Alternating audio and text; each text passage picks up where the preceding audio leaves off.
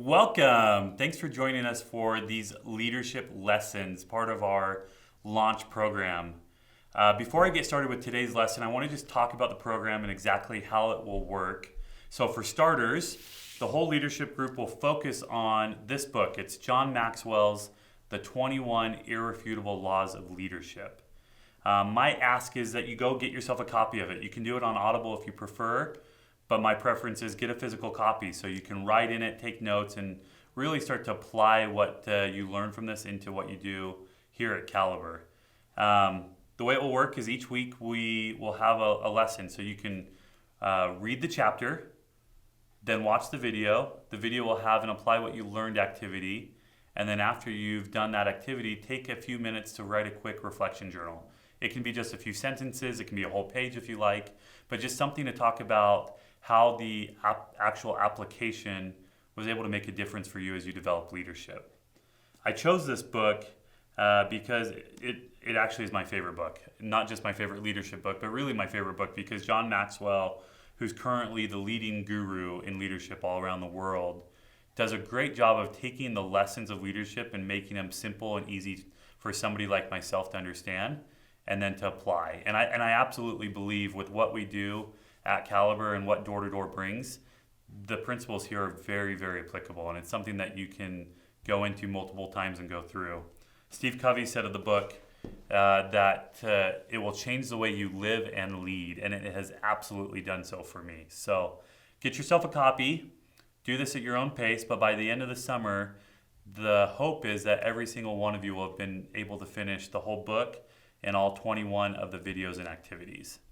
So let's jump into today's lesson. Chapter 1 is the law of the lid.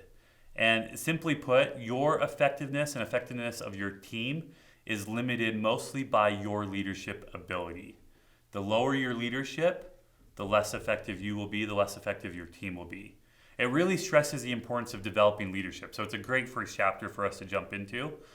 John does a good job of illustrating the point. You probably remember from reading. He used the McDonald's Corporation as the example. Some of you might have already known this story from the movie The Founder, which was popular a few years ago. But simply put, to go through it, the McDonald's was started by Dick and Maurice McDonald's, and they had started several businesses, but their most successful was a restaurant in San Bernardino, California, that absolutely emphasized quick service and modeled what became the quick service food industry afterwards. People from all around the world flew in to see what Dick and Maurice were doing. And because of that notoriety, they thought that they could then franchise and build the business. And they attempted to do so. I think they signed 10 or 15 franchisees, if you remember from the reading. But they really struggled to get it off the ground until Ray Kroc came into the picture. And it was really because of Ray Kroc that McDonald's is what it is today. John illustrates this in a few charts. You can see these on the screen. On page 6, he shows the chart of Dick and Maurice McDonald's. And you can see their success dedication along that x-axis is really high, but their leadership ability is really low. And because of that, their effectiveness was small. Compare that to this chart of Ray Kroc. He also had high success dedication, but significantly higher leadership. And because of that, according to the graph, his leadership ability and effectiveness was 600 times that of Dick and Maurice. And you can see that again in what's happened in McDonald's. I think it's a great illustration for us to remember that we have to be multifaceted. We can't just be great salespeople. We also have to have leadership ability if we're really going to have great influence and great growth here. So let's do the chart for us. Success dedication could be sales skills. You have to be good at sales to be a top leader here. You just have to. That's what we do. You can't be a poor salesperson but a great leader in the door-to-door sales industry. It's not going to happen. So you have to have that piece. But if you only have that piece, if you're not dedicated to growing the success of your reps and putting their needs first, if you don't have the high leadership ability, then your effectiveness is going to be low.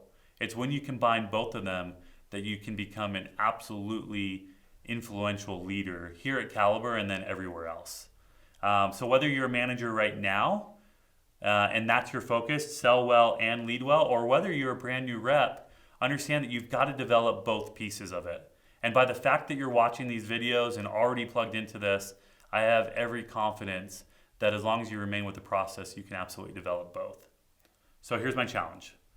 Knowing we all have our blind spots, I invite each and every one of you to talk to your manager. Call them on the phone, sit down with them before a core, call your regional if you'd like, and ask that person to assess for you where your leadership ability is.